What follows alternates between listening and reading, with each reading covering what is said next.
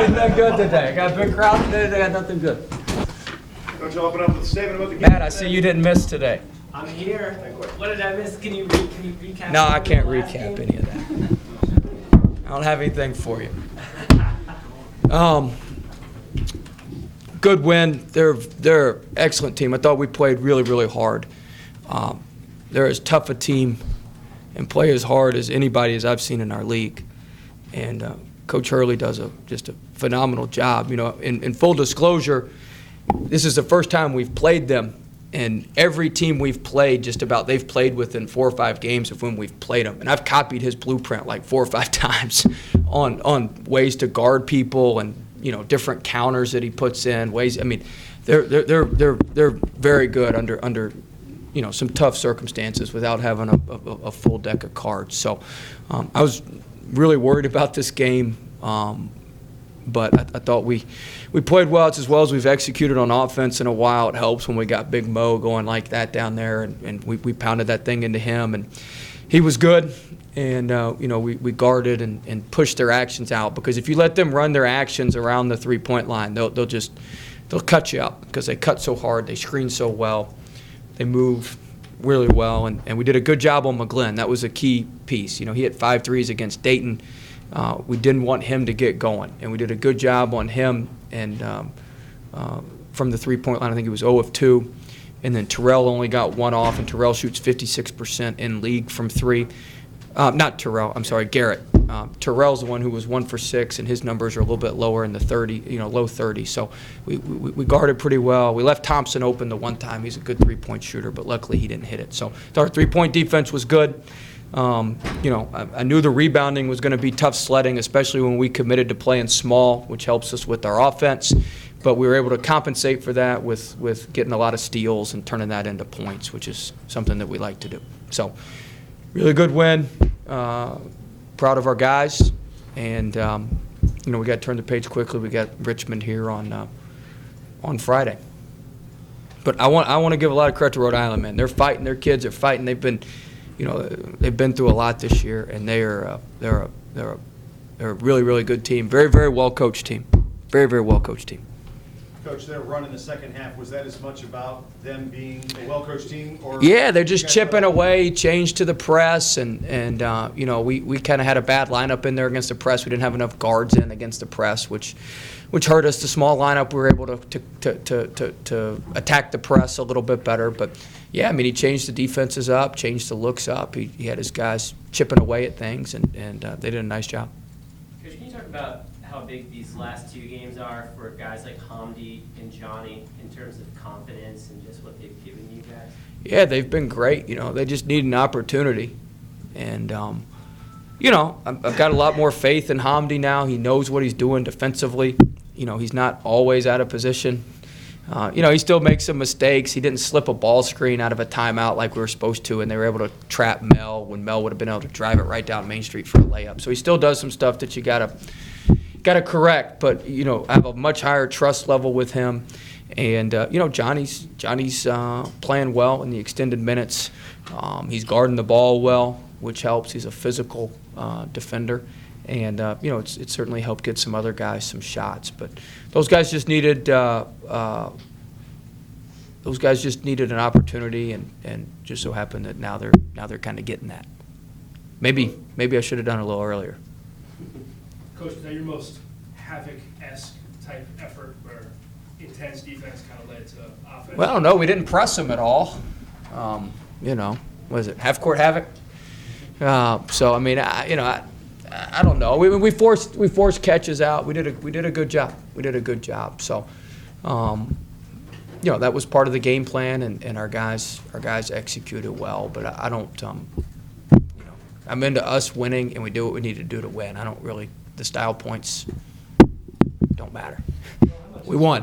Mo improved offensively with this. Well, you see it. I mean, made some combo moves tonight. I mean, you know, he got deep post position. You got to do that. I mean, Martin's an elite shot blocker, elite level shot blocker, and I mean, he's as good as I've seen. I had 2 kids at Chattanooga that were both in the top 10 in the country in block shots, my first year and my second year. I mean, he's good. He's got great timing. He's a quick jumper. He's a he can come off the ground twice really quick. I mean, he's good. And so, you got to bury him deep and go into him and show the ball and get him to jump and step through. And when you do that, it's not easy to finish because a lot of times you're finishing around him. You're finishing with your left hand. And Mo did a nice job. Hamdi did a nice job drawing some fouls, which was critical. We made that run at the end of the first half when he was on the bench with 2 fouls. When he's in there, it's a lot harder to drive it in there. I was worried about that coming in. That's why we tried to go at him early because we struggled a little bit against some length, and Iverson and Martin certainly have that down there.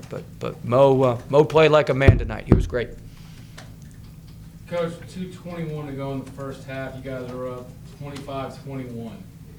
With 10 minutes to go in the second half, you're up 57-37. So to speak on the 2 fouls that Martin picked up, you guys really went on the run to close out the. I thought the run at the end of the half was huge. The 2 threes there, the 1 3 off a broken play, Yeah. and then the other 3. That was a really unselfish play by Melvin to pitch that thing ahead, which was a really, really good play. And then I thought we set the tone to start the second half. With our defensive intensity, we got some stops, and we were able to pull away there. I thought that was critical. We were up 14 at half, but we really weren't up 14. We kind of poured it on there at the end. It had been nip and tuck all half, and then we went on a little run. I felt like if they got it to single digits before we got it to 20 or so, it was going to be really rough all night. But luckily we were able to move that thing up and then weather the storm down the stretch. Is it a valuable lesson to be able to learn to weather the storm and get a? Yeah, we've done it all year. I mean, we were at Davidson and the roof was getting ready to come off the place, and when it got cut to 2, and we went on a 9-0 run to get it back to 11, and we've been pretty good at that. We've been pretty good at that all year. So it's a good trait to have as a team, that's for sure. Why do you have that trait?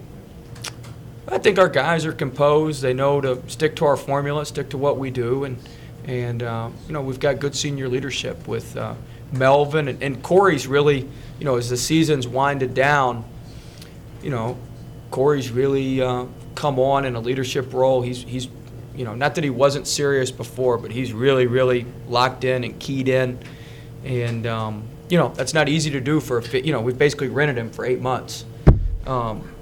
Because we were, taking on a lot of water on the boat when we got here with everybody leaving. So we had to rent him, and he's been phenomenal, and he's really, really locked in, and the guys are really, kind of taken to him a little bit, and that's helped us quite a bit too with those guys. Wish we could find another one like him for next year. Probably one out there. Huh? Probably one out there. Well, there will be. They don't change the rule. On top of that, too, can you just kind of talk about Corey? He seems like he's got one of the most positive attitudes of any player I've seen come through. Is that something that you'd agree with? Or? Yeah, I mean, he's pretty positive. I would say he's positive all the time, but he's really. I tell you what, he's done a great job. He came from this is a totally different situation than what he came from. It's a lot more competitive. He didn't really have to practice too much at Oral Roberts. He didn't have to do a whole lot, and so it took some adjusting. This is an earn it program, a blue collar program, what we hope to be, and you gotta earn what you get. And he thought you should just kind of get what you get. But to his credit, and he stayed positive and stuck with what we've told him to do, and he's really worked hard, and it's paying off for him. He's played his best basketball here the last 2 or 3 games, and we're certainly going to need him down the stretch. Another one, Matt? Well, I was going to say a big game coming up. Nobody else wants to ask any questions? Wes, nothing? Let's go with that here. Okay. Paul, anything more about traveling? That really caught me off guard. I wanted to blast some officials, but I didn't. It was good. If you'd like to do that, we can stick around later. No, we won't do that tonight. Jay's here. We finally won with Jay here from the conference. We were like 0 for the year. We're 0 for the year. George Washington, Wisconsin, UMass, finally got a win. Hopefully we can even it out. Get back to 3-3 with you in the house at some point. Coach, from Oh, sorry, Matt. Well, let's let Matt ask first. I know I got everybody off track here. Well, I was just going to say, we got Richmond coming in, their team that you played in a super tight game last game. What are some changes, some stuff you saw from that? Well, we're going to have to play better than we did over there. I mean, our baseline out of bounds defense was terrible. I still got nightmare. I mean, they were Klein's still slipping us to the rim for layups. So we got to clean that up. We got to clean up some of our on-the-ball defense, some things we do defensively. Really, we need to get better. We got to have a better scheme. We got to have a better plan for that. We got 2 days to figure it out. So we'll come up with something. Sorry. Coach, after a hard road trip, I'm not going to ask about that question, about that trip, we already went through that. But after a hard road trip and now coming back home to 2 big wins, how crucial is it to come to win a third game at home and before going back on the road? Well, look, I mean, at this time, it doesn't matter whether it's at home, away, Siberia. I mean, we got to win. You got to win. It's February, getting ready to turn into March, and we got to win. I mean, if we win Friday, you'll be sitting here asking, well, how big is it going to be to go back on the road and try to get the taste out of your mouth and win on the road? And then you win. I mean, it's a never-ending cycle. So, I mean, just win. Like Al Davis said, man, you just got to win. And, it's been great to come back home. I mean, the crowds have been great. You could feel the energy in there tonight. They know what's at stake, and I'm sure Friday everybody will be nice and ready after work for the big game. So we'll be we'll have our guys ready to go. We'll have our guys ready to go. But it's been great to be back home in front of the fans, and Peppa sounded good tonight, and good night. Anybody else? Thanks, guys.